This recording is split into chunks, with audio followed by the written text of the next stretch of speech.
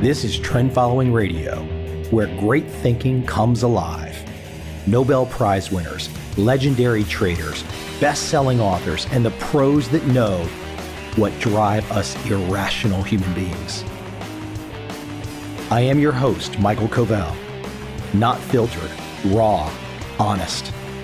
That's my passion.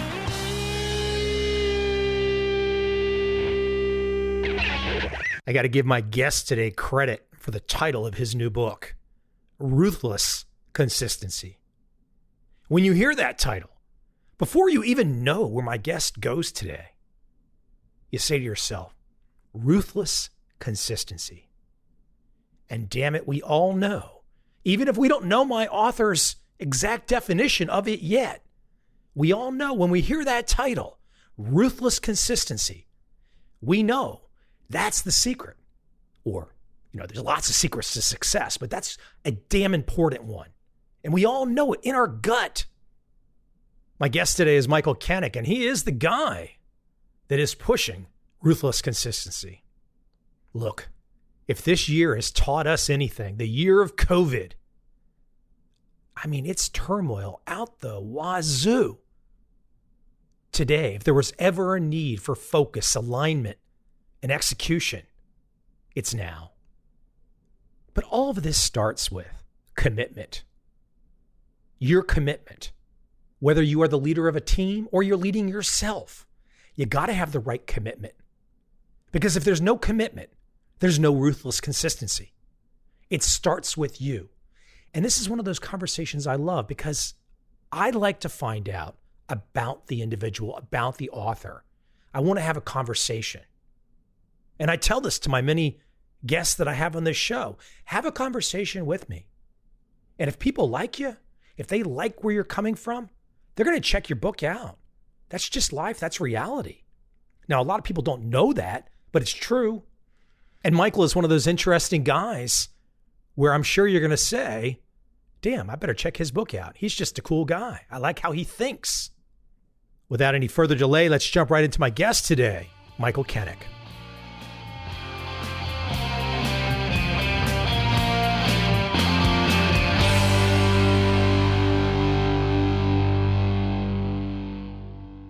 I was going through your world and I could not find the specifics. I found some mentions, I found some nuggets, and maybe I was just looking in the wrong places. I thought I tried to search the book. I thought I looked in the index tightly. I did some internet searches. I want to know more about this football coach side of you.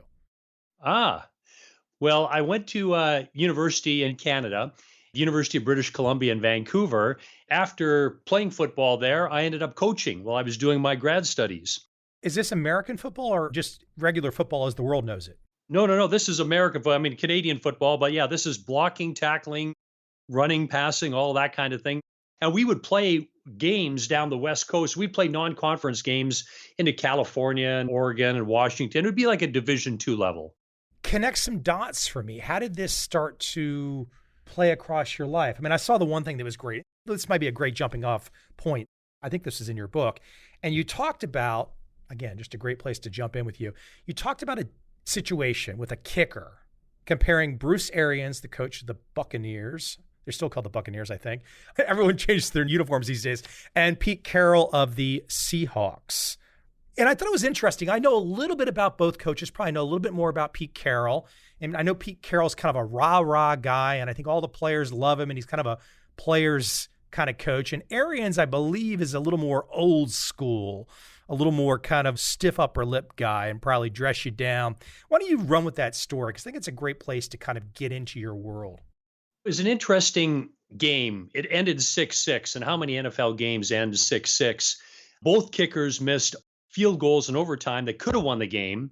So really just a disaster from the kicker's viewpoint. After the game, they interviewed both coaches. Arians, of course, says, hey, you know what? This ain't high school. You got to make those kicks. That's what you're paid to do. Pretty typical response. Pete Carroll, on the other hand, says, you know what? He's our guy. He's made a lot of kicks for us in the past. He's going to make a lot of kicks for us in the future. He's our guy. We love him. So the point is, as a kicker, what's more likely to have you perform better in the future? And as coaches, And in the book, I talk about you're not just a manager, you're a coach. How do you get people to perform at their best? Well, one way, and Carroll has done a great job of, is making sure he encourages people. Yes, he can point out when things don't go well, but at the end of the day, he wants that kicker comfortable and confident next time he goes to make a kick. And that's why his approach is as it is. And I think more effective overall. Yes, we have to hold people accountable, but at the same time, the goal is to have people improve better over time. I think big picture, and we're going to get into this, we can see that probably the Carroll approach is going to work better over the long run, maybe outside of football. But I think what's interesting about football in particular, and I can remember growing up in the Washington, D.C. area, watching the Redskins win 3 Super Bowls with a very kind of mild-mannered, kind of Christian-type coach, Joe Gibbs. His arch rival at the time was a guy named Bill Parcells. And Parcells was the last guy who was doing hand-holding and kumbaya. And I know Parcells would rip people in half. I would not be surprised if his protege, Mr. Belichick up there in New England, does a little bit of ripping too. We just don't know because it's all top secret in New England. But speak to that notion, though, where there has, because you picked the example, there has been, though, in football, this kind of yin and a yang. Some of these guys that really get in players' grills have been successful. That's right. And one of the things I mentioned is that as a coach, you have to know your players.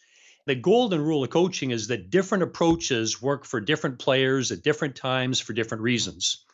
So some need you just to point them in the right direction, then get out of the way. Others need lots of feedback, lots of reinforcement. Others need encouragement. Others sometimes need you getting in their face saying, hey, you're better than that. I know you're better than that. You've got to improve. So I don't want to imply that one size fits all, Michael, because it doesn't. You have to know your players as a coach.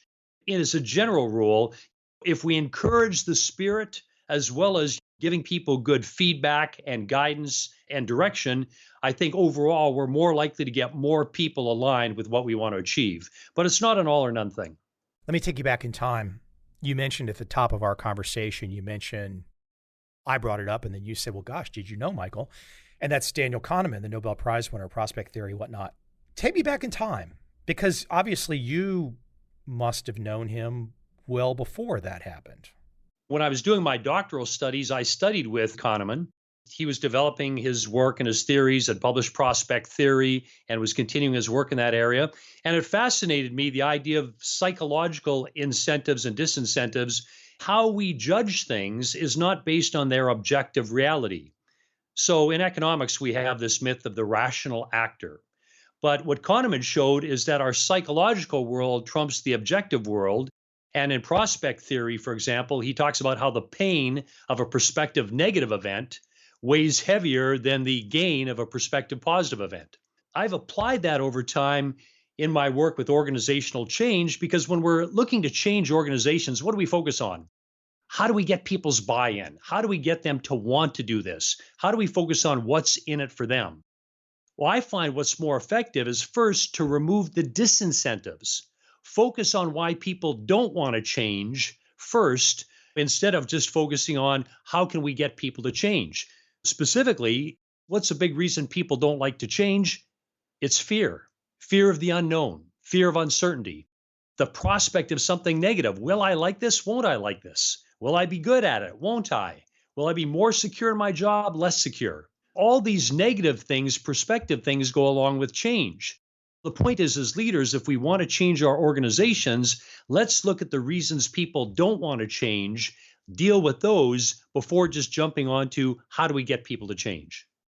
When you speak about not wanting to change, there's so much emotion there, often not very rational, no rational actor right there. It's just emotion. And I wonder your perspective to get people to understand the game part of life. I think this is where so many traders and investors have appreciated Kahneman, because it's kind of like the old classic precept in trading, cut your losses, let your winners run, which means don't get caught up in your beliefs. If something doesn't work, just stop, walk away, don't be stuck in it. And I think when you say people don't want to change, they're kind of stuck in it. It's like they don't have the toolbox or the toolkit to understand that walking away or stopping is okay and you're not penalized, because I just think people naturally want everything to work out right, but it just doesn't work that way in an uncertain world. No, it doesn't. As Kahneman highlighted, amongst others, there are many cognitive biases we have. like the sunk cost fallacy. We've invested X amount in this new initiative. It's not working out well, but geez, we've invested so much. We got to keep at it. We can't just cut now. Well, sometimes, to your point, it's good to cut your losses. Say, you know what? If you had to make a decision today, should we invest more money? You would say no. But because you look at it from, oh, we've already invested all this money, how can we throw that away? Well, the fact is, it's already a sunk cost. So it's an example of one of those cognitive biases that really impact our view around behaviors and judgments and change. I tell people that I did not get too much out of my MBA program, but I was exposed to the specific phrasing of sunk cost and opportunity cost. And those two bullets, if somebody said to me, Mike, tell me about your MBA program all those years ago, I'd say sunk cost, opportunity cost, that's it. For me, that was it. The idea of a sunk cost, if you were to take a significant number of people in a corporate office or man on the street or whatnot, I would venture to say that the vast majority of people do not know what a sunk cost or an opportunity cost are. They have no idea. Agreed. I think the takeaway, certainly for your listeners, is that we are not the rational actors either economics has built its dominant theories on or that we think ourselves to be. And that's okay. That's okay. Recognize that we have these implicit biases in our judgment, our decision making. But once we recognize them, Michael, as you know, then we can take steps to counteract them, to not fall prey to them. I think we need to train people more in these areas. People aren't trained in the area of cognitive biases. I mean, that sounds like some pretty academic kind of stuff, but it has great applications. And with organizational leaders who are making decisions all the time, these biases can really impact what choices they make. This is my observation. You may or may not share it. It seems like in this day and age, especially when we start to open up the topics in your world, to make progress, one has to be comfortable looking in the mirror and saying, I'm responsible. It's me. It's on me ultimately. If I flip on the tube, if I look at a newspaper article or whatnot, it does seem like we've got this mushrooming cloud that's enveloping a lot of America where blaming is becoming the soup of the day, that's okay, it's accepted, and that so many people are doing so much blaming. There's a significant population that's saying it's okay. I shake my head and I just say, gosh, what about the personal responsibility? 100%. I'm with you 100%, Michael. It's too easy now when we've been conditioned to point to somebody else. And that starts at, geez, if I didn't do good in school, well, maybe it was the teacher's fault. If I didn't do good in my sport, maybe it was the coach's fault. If I didn't do good at work, maybe it was the boss's fault. One of the things I focused on in the book is the importance of commitment, that it comes down to your commitment as a leader. Your commitment drives everything. It drives your decisions, it drives your actions. And for those things to be ruthlessly consistent with your intentions, you have to be constantly committed. If a leader isn't able or willing to be committed, then they're not going to be as effective as they need to be. It's as simple as that. Personal responsibility and commitment. But what we often overlook is how rewarding it is when you take personal responsibility, you commit to changes, you take action, and then you see those things come to fruition. That is extremely gratifying, and that's what leaders find when they embody that commitment. As you're saying leader, I'm thinking to myself, everyone is a leader regardless if they're only leading themselves. Yes. We have to make decisions over our own behaviors. In that sense, everybody is a leader. Even in organizations, even if you don't manage people, you're a leader in that you are leading your mindset, your decisions, your actions, and how well aligned they're going to be with what needs to be achieved. Which gets back to the mirror and personal responsibility. And you're right, there's such a satisfying feeling that when one takes responsibility, takes an action, maybe you take an action, you don't know the outcome, it's a little uncertain, but you take an action and maybe the outcome is good or maybe it's bad. But either way, if it's good, okay, that felt good. But if it's bad, you take another action to fix it. People, I think, have lost that sense of trial, error, and having losses. Back to Kahneman, it just feels good to get around that because then you become robust, you become strong. There's something about you. Then you look out at everybody else complaining and you're kind of like, oh, come on, stop it. We're stronger than that. Exactly. And when you're complaining, you're static. But what you're talking about is the process of continual change, improvement. I'm growing, I'm improving, I'm getting stronger. And it's a great feeling to know that, yeah, even if I didn't do well at something, I'm going to use that information and it's going to make me stronger. And that applies to personal change as well, not just organizational change. So people talk about, oh, I want to get fit, or I want to lose weight, or I want to do this, or I want to stop doing that. It's a process by which, if you commit to yourself, it comes down to your commitment. And you use every piece of information as feedback to tell you what you need to do differently, how you might adjust, how you might change. Then you're going to get stronger. You're going to become more effective. You make a great point there with the process phrasing, process versus outcome. For example, in my situation, I've dropped about 20 pounds in the last 90 days, inspired from a recent physical. I was already in pretty good shape, but I was just carrying too much weight. I exercise a lot, but just seeing the scale, seeing the physical, I was like, okay, if you make a goal, and my goal is a little bit more than I've lost, but if you make a goal, that doesn't really help you. You kind of have to change what you're doing every day and then trust that over time it's going to work. So you have to have a process. So I started a process. Frankly, just eat less, no bread. That was my process. And that process has worked for me over 90 days, where I think so many people, when they deal with an example like weight loss, they set this goal, it's so dang big, and they don't really change their process. They get the process outcome thing all messed up in their mind. Exactly right. And we have to keep faith in the process.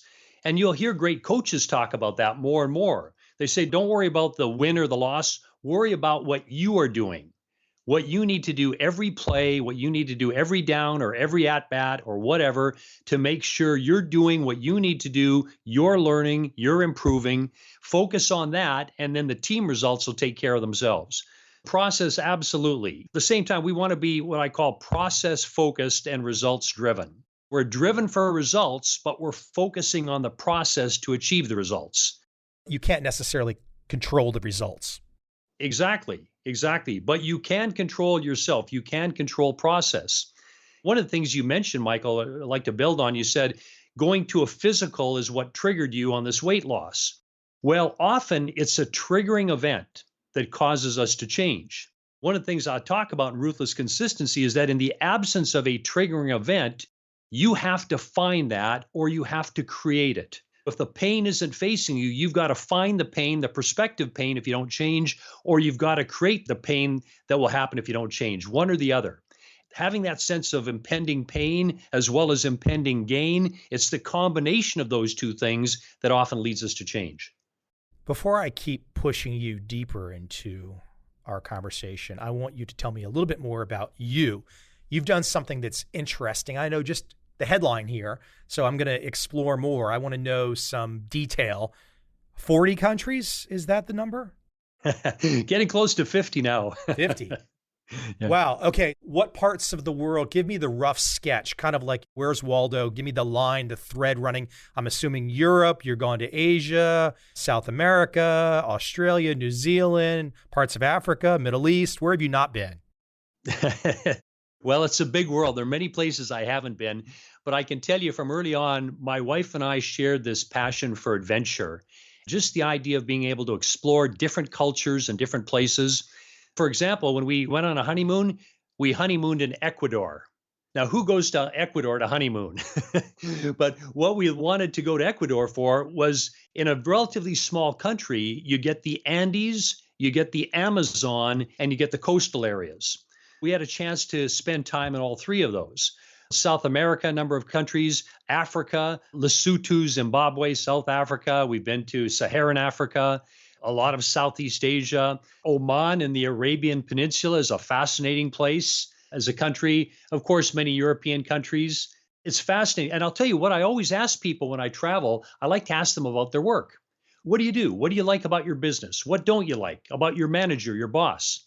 One of the things I found is universal, Michael, is regardless of country or culture or ethnicity or nationality or anything, everyone wants to be treated with respect. Everyone wants to be trusted. Everyone wants to feel cared about as an individual. The one business thing I've taken away consistently from the travels is those three things. Everyone wants to feel valued. That's a fundamental aspect of our existence. So I'm calling you today from Asia. Obviously, it's had an effect on me. It's snagged me for coming up on a decade. I've had a chance to be in a lot of different countries. I've got a perspective for the pros and cons and the differences. I think the differences in Asia are less than people might think. I think there's a common bond, a common cultural bond, often, even if there might be outward differences. What is your feeling on Asia? Is there any one moment or experience coming through Asia that affected you? I find for me, when I have a conversation with someone like yourself and we're talking these topics, I ultimately get into the mindset of the moment of right now. And the moment of right now is something that comes from the religious mindset that permeates Asia, the Zen mindset, which I often in my mind don't even think of as being religion. I think it's more of just a way of thinking, a way of managing one's mind, the Zen perspective. Tell me your Asian experience. Wow, it's quite varied. Speaking of Zen, I spent some time at a Zen temple studying Zen with monks in Kyoto in Japan. But Asia, I find, is quite varied. I mean, Southeast Asia is somewhat different. South Central Asia, we were in India and Pakistan. One of my memories from Pakistan, where we were with a small group that trekked to the base camp of K2, is a time when we were on the glacier. We were in our tent before dinner. One of the porters comes to our tent and says, "Don't come out of your tent." And we're thinking, okay, what's going on here? About 10 minutes later, he came back and said, "Okay, you can come out." We came out of our tent, sat around a table where the other trekkers were, about 10 people. Everybody's looking very serious, very somber. And we're thinking, okay, there's a problem here. Something's going on. Inside the tent, the cook's tent at the end, we hear all this loud voices and jostling. People were agitated. All of a sudden, the door to the tent flies open. One porter comes out. The cook comes out behind him holding a cake. And he smiles and he says to my wife and I, "Happy anniversary." That's the most memorable anniversary we've ever had because of that moment where they baked us a cake at 15,000 feet on the Baltoro Glacier in northern Pakistan. When I tell that story, people have all sorts of things that come to mind, like, you're an Islamic country, and they tell you to stay in your tent, and what's going on. But what I found is that the vast majority of people around the world want to have lives of peace and contentment. They're kind people. They want to get together with friends. They want to enjoy family. They want to be secure in their homes and their jobs. And that was as true in Asia as anywhere else. That's probably one of the most memorable moments I had in Asia. I love that. And it reminds me, I think, if I try to reduce it to a simple thought, is I think what I love across Asia is their tradition. When you meet people, you can kind of feel they're like, that kind of remind me of my grandmother, my Southern grandmother. There's a certain innocence and a certain, look, they might be a great business person. I'm not saying that, but there's a certain innocence, a certain peacefulness. And I think sometimes in America, perhaps due to technology and perhaps due to very, very strong voices and messages, I see some imagery these days from pop culture that you just are never going to see in a Vietnam, or you're never going to see in a China. You're just not going to see these things. And I don't know that I want to see that. I'm kind of a classically liberal mindset. Do as you please if you're not hurting anybody. However, if everyone gets exposed to things that are completely non-traditional and perhaps push the envelope, eventually we lose something. And I think when I come to Asia, I'm reminded of the things that maybe America has lost a little bit. It's an interesting observation because I remember reading once that one of the core dimensions on which you can look at a society is the scale from individualism to collectivism. Different countries are at different points in that scale, and there are benefits certainly and costs of being at both ends. The question I think you're raising is that currently, have we moved so far to the individualistic end of that scale where we've lost a sense of collectivism and maybe some of the traditions or the values or the things that hold us together? I think maybe some of that common bond, that commonality is what's being lost today as we seem increasingly fractured. Fair point. I'm looking at your title, Ruthless Consistency. I'm looking at that word consistency. I'm going to keep it at the Zen perspective for a moment. I love to pop onto Twitter and find classic Zen proverbs. And so many of them are often like the old Karate Kid, wash on, wash off, wash on, wash off. When you're 12 years old and you watch Mr., I can't remember his name, but when you watch him saying that, you kind of think, oh, that's cute. Then you get older and you realize, hold on, there's something to this routine thing. It's also the routine, in a way, is pushing against the individualism that's so touted in America. But having a routine and being good with your routine and being consistent, I mean, I'm not saying not to be a creator. I'm not saying to not be an individual, but routine is extremely important. Consistency, so important. Absolutely. And it was Mr. Miyagi, by the way, Michael. There you go. Do you remember the TV series Kung Fu before that? David Carradine. Yeah. Well, like you, I mean, that kind of thinking had a big impact on me as well. A lot of very positive things that come out of that. So I think consistency is very important. But to be clear, by consistency, I'm not talking about robotic repetition, mindless, mechanical activity. I'm really championing a ruthless consistency of purpose, something that's constantly projected in leaders, their decisions, their actions, to make sure that they're always aligned with their intentions. So when you have that consistency of purpose, yeah, it might be expressed in creative ways. You have to be innovative to be effective as a leader in business. You have to take chances. You have to try new things. You have to create, but you need that consistency of purpose. Why are we here? What are we trying to accomplish? What do we stand for? And with that strong foundation and strong, consistent practices, then you can be innovative, you can be creative, and you can thrive. I love the way you phrase some things. One thing I like, you can talk about, you can say, I want to be committed, or you can be committed. Well, that's right. And we have the will to win, but do we have the will to do what it takes to win? It's in that same vein. I'm not going to let you run. That was next on my list. Let's break that one apart. Do I have the will to do what it takes to win? Do I have the will to do what it takes to win? Right. And I'll tell you, in my presentations, I've literally asked over 10,000 leaders, how committed are you to winning? I often open a presentation, how committed are you to winning? And when I get feedback from people, everybody says, very committed, 100% committed, all in. But by the time we get to the end of the presentation, people are a lot more sheepish. Because my goal is to help them realize they're not as committed as they thought they were or as they need to be. Everybody says they're committed, but they don't have the benchmarks. Here's what true commitment looks like. And when you look at people who are super successful, whether it's business, whether it's sports, it's coaching, it's entertainment, you see what commitment really looks like. The detail, the discipline, all those things that go on behind the curtain to get them to where they need to get to. When I think about committing to winning, I think one of the tough parts in modern society is there's always a comp. So let's say you're in an organization, you, I, whoever, and we are having this conversation. We're getting down to the nitty-gritty of what it really takes to be committed to winning.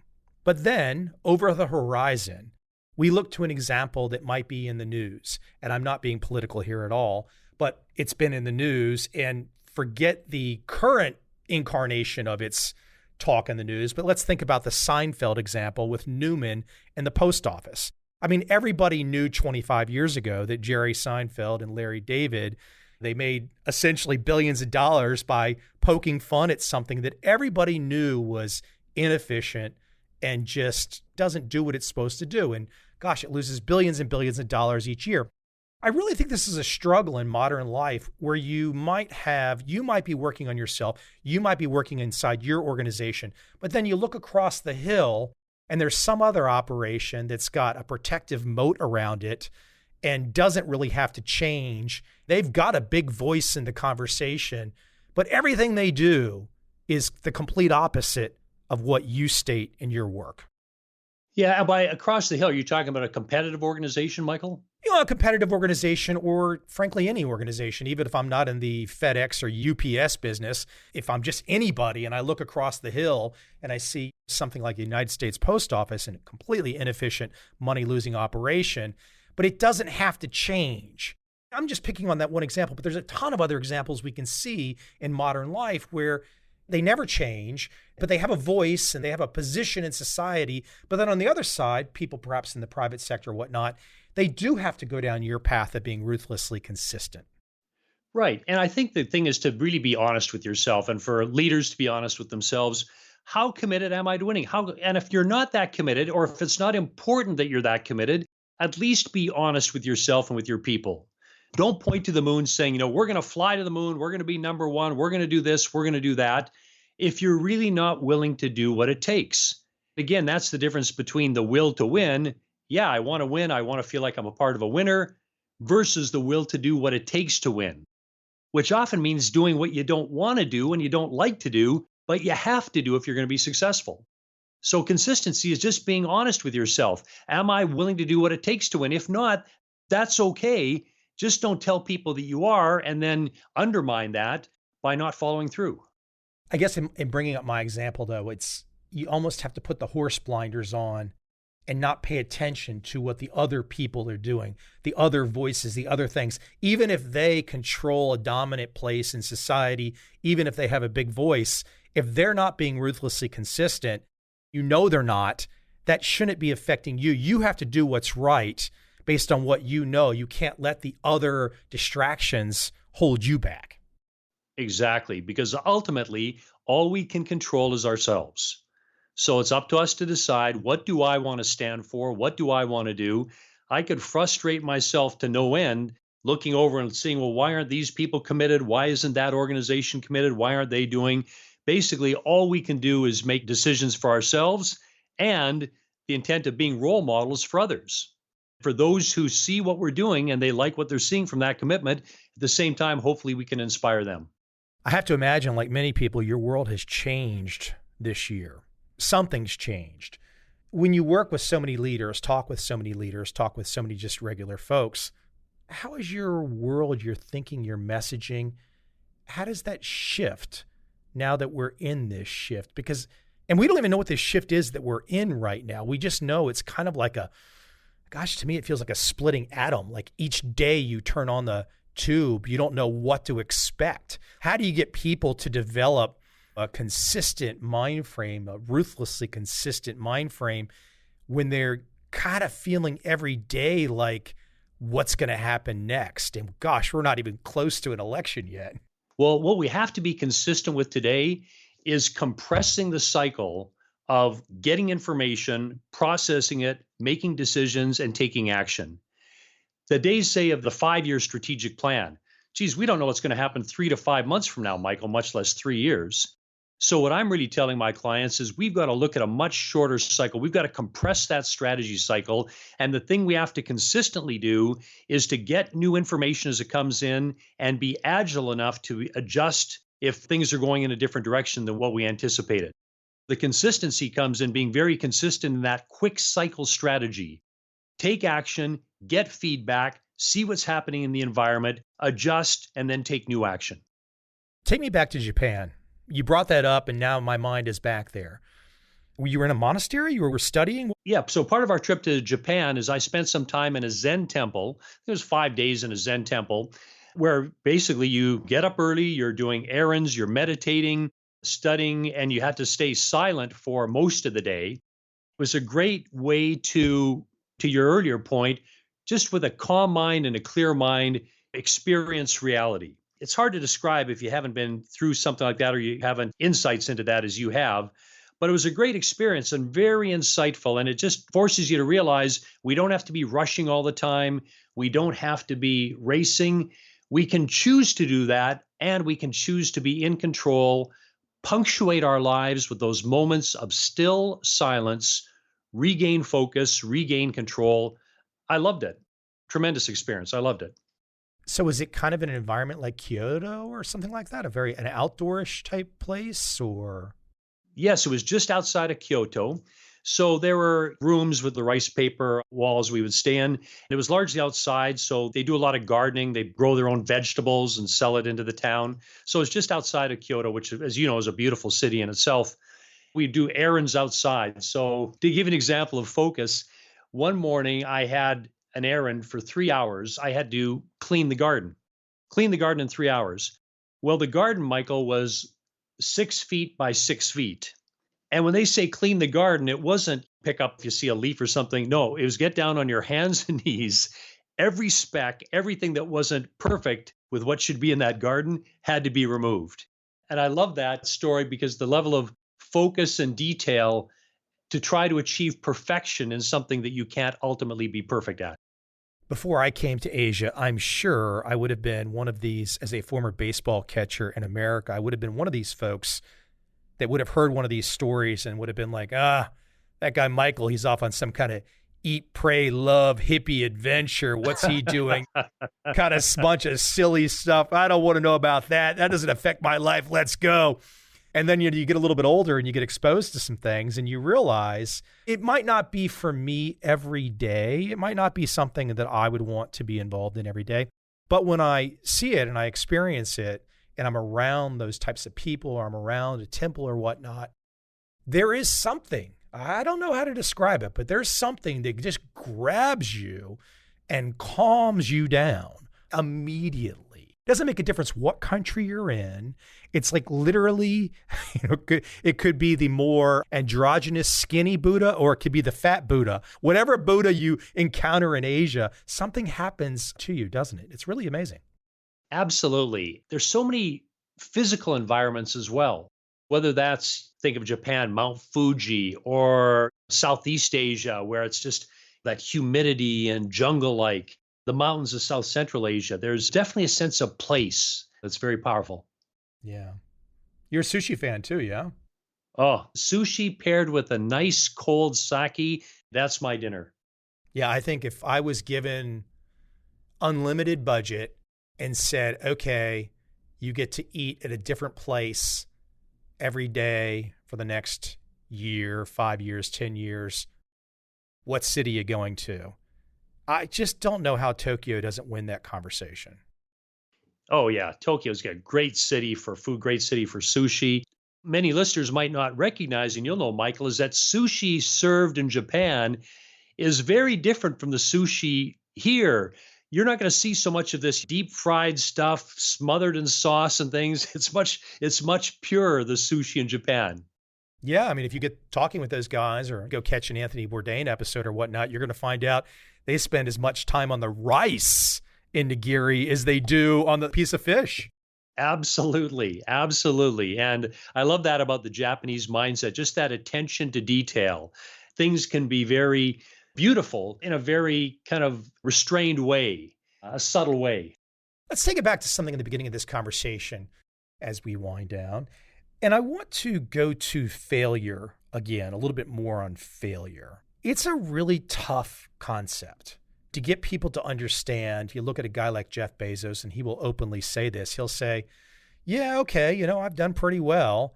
He goes, but you don't know about all of our failures. You don't know about everything that didn't work out. We've had some great home runs, and they've been fantastic, but you don't see our failures.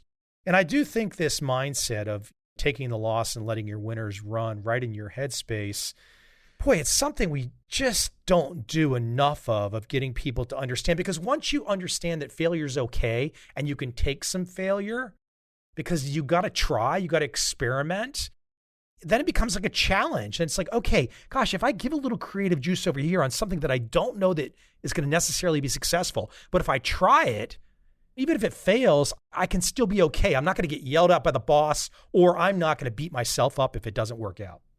Right, right. I think the number one thing I believe that helps us embrace failure is to be able to detach failure from our egos. Detach failure from our egos. Because when we associate it with ego, oh, I'm a failure, how I feel about myself, or I'm not very good, or what are people going to think about me, that inhibits us from embracing failure. But failure can be the building blocks on the road to success. And if we can detach our ego from failure and very dispassionately ask two questions, what did I learn? What will I do differently next time? And if we can ask those two questions and get something positive from them, then we're using that failure in a positive way. So I think the number one thing that stands in our way of really utilizing failure is ego. And this is, you talked about the Zen mindset. If we can dissociate our egos from success and failure and just look at it as a process of becoming and growing and improving and getting stronger, then we can embrace failure. But that ego mindset, relying on ego, focusing on ego, if we're going to stay at the American perspective for a moment, this starts very young. This is the whole educational process from kindergarten up through college. So then people get out into the real world and they meet a guy like you and you're saying, hey, you guys really need to think about your ego. And all these young people are looking at you and maybe an older people, and they're kind of like, they've been trained something entirely different. Right. And to be clear, you have to have a secure enough ego if you're going to take risks and make hard decisions. But the question is, are you in control of your ego, or is your ego in control of you? Yeah, have a strong ego, but make sure you're in control of it and it's not in control of you. Then you get the benefit. You can take risks, you can make tough decisions, and you realize at the end of the day, that doesn't necessarily define you as a human being. What's a good example? What's a good way we can kind of relate to people not, people relying on their ego too much? How can we look at this in the modern world to try and kind of pull it apart? Like, what's gone wrong? What are we doing? Is this just all because everyone's just inside, regardless of what they're saying on the outside? I sometimes look at populations and I say, regardless of what people are saying, everyone truly is just trying to get theirs. They want that $1 million in the bank. They want it now. They'll say whatever lip service they have to say to get it. Getting back to your collective comment you said earlier, people have lost a little bit of the notion of a community in the absolute pursuit of what they think is the personal gain they need. And it just becomes kind of a vicious cycle. I look at America right now and it just looks like we're kind of stuck in this mindset of where everybody's trying to get theirs, however they're trying to get it. The social reinforcers are really powerful. We're reinforced for being famous or successful. All the things that reinforce people really point to all these things about it's me, it's me, it's me. We were talking about an example the other night at dinner where at one time, contemporary music, there would be bands. So you'd say, well, who is your favorite band? It's this band or that band. Well, today, it seems there are very few bands. It's all individuals. Who are the artists we like? Well, they're mostly individuals. I think society has continued to go down this path of reinforcing the individual and the fame or wealth or power, prestige of the individual. What we don't hear enough of are the examples, and there are many of them, of entrepreneurs. And every successful entrepreneur will tell you about the failures. Will tell you about, yeah, you don't know what happened, what I had to do to get here. I was an overnight success, 20 years in the making, and here are the failures I had on the way, but I learned from those failures and kept driving. I think we need to reinforce more of the sense that it's okay to try things and to fail, and it's not always going to happen overnight. Despite those being the high profile stories, the people who became successful overnight in whatever field, the fact is for the vast majority, it takes a much longer time of discipline, learning, application to achieve the great things we want to achieve. I think one of the most frustrating things for me is sometimes I will see somebody who's in need. They can use a bit of advice. I might see something they don't yet understand, or I have prior experience they've not yet had a chance to experience. And you can see that, gosh, just a slight pivot. If they take a slight pivot and just understand the world in a slightly different way, because I can see clearly they've not yet got the experience to understand the way they're looking at the world is just kind of off. But too many times I see in this day and age, I can't open my mouth, because if I do, regardless of how I say it, if you're on a football team and you're listening to Arians or Carroll, it's a captive audience. You got to listen, whether you like Carroll or whether you like Arians, you got to listen. But in this day and age, there's not a lot of captive audiences. And so many times today, I find myself unable to talk, because if you do, you just can look at their face and you know, if you interject something that goes against the view they have, even if the view they have is categorically can be proven to be wrong, you're going to get into a fight. I find myself pausing and not offering much these days other than having a conversation with someone like yourself. And I wonder, was it always like that way? I think back in the day, I think people would have been willing to, in Asia, it's different. Actually, Asia, people do look up to people that have got more experience and are older. I wonder back in the day if we've made a shift there in a way. I do think it has shifted, as you say, but here's a technique I find helpful in dealing with that. It's not perfect, but it's helpful. And that is, I like to present my opinions as questions. If you can package your opinion as a question, so rather than saying, I think you should do this, or this is a better way, if you pose a question, what do you think would happen if? If you tried this, what do you think the outcome would be? Might it be different if you did this? What would be the possibility of doing that? I find that when you can pose your opinions as questions, they're less threatening to people. And if they're at least somewhat open, it might provoke some thinking as well. Yeah, I think I have a little bit too much of that Arians inside of me versus Pete Carroll. I need to kind of beat it out of me still. There's a little bit more of that kind of that impatience where you just want to kind of cut to the chase. And I think your point is appropriate. What you're really saying when you're framing it in the form of a question is you're very effectively using persuasion. Right. I mean, and you're promoting them learning rather than you just telling. And when you get people thinking and learning, and then when they come up with, well, geez, maybe it would produce a better outcome. And you say, okay, well, that seems like it's worth trying. Why don't you give it a shot, see what happens? I did enjoy when I was younger to have someone just tell me. If I didn't know, and I knew that person had a lot of experience, had all kinds of time and age on me, and they told me how something was, I would listen. Later on, I might think, well, they were right or wrong, but I was never threatened. I always felt like I didn't need the sugar on the top to take the message. I was always like, give it to me. You know, I don't, you don't have to massage my ego. Just hand me the insights. But I mean, look, different strokes, different folks, right? Right. Yeah. Because I'm very much like you that way. Mistake we don't want to make is thinking that because we're that way, that other people are as well. And society changes. You have to speak their language. And that's one of the challenges for leaders. And when I said as coaches, different approaches work for different individuals at different times, you've got to speak their language. Some of them need you to be direct. Some of them need you to maybe plant a few seeds and then walk away. We've got to speak their language. And the leaders that are successful are the ones who understand their people. Do you think we'll ever get in the inside and really know what goes on in a Belichick clubhouse? Will anyone ever tell us? Well, we get enough hints at what goes on, but talk about Belichick, and what comes to mind again is ruthless consistency. He's very consistent. You've heard this for years. How he approaches interviews, how he approaches games, his approach to player recruitment, his approach to divesting, if we can say player divestiture as well. He's very consistent in his approach. Now he keeps evolving it. So it's not to say, again, it's not evolving, but very consistent, the foundations of his approach, and it obviously been very successful. Yeah. Michael, I could probably keep picking your mind for all kinds of stuff. I'd especially love to go down to all the countries. I would take you down every country and make you tell me something. But the book, Ruthless Consistency, How Committed Leaders Execute Strategy, Implement Change, and Build Organizations That Win. We touched on some of the content of the book. I wanted to let people just kind of understand you, get into you more, because ultimately I find on these conversations, once people feel like they understand the author, they kind of like, oh, I want to go read his stuff now. I find that so true. What drove me to the book was years ago when I worked with a midsize consulting company, we would do strategic planning for companies.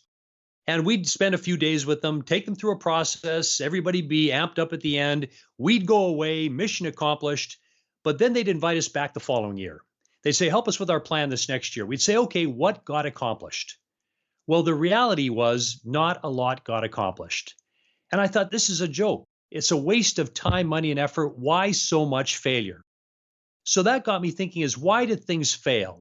It led to the realization that we don't not only develop the right focus, but we don't create the right environment to make it happen. And we don't always build the right team.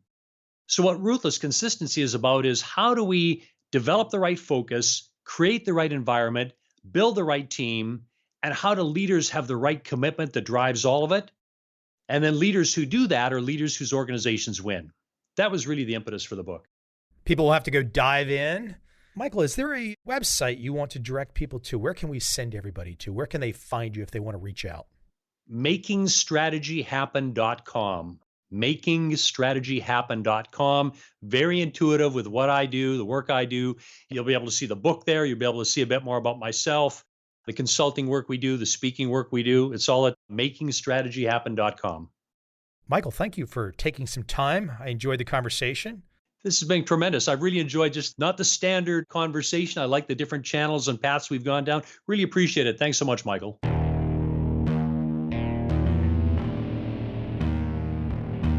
I see a time when those awake will understand how to make money in up, down, and surprise markets.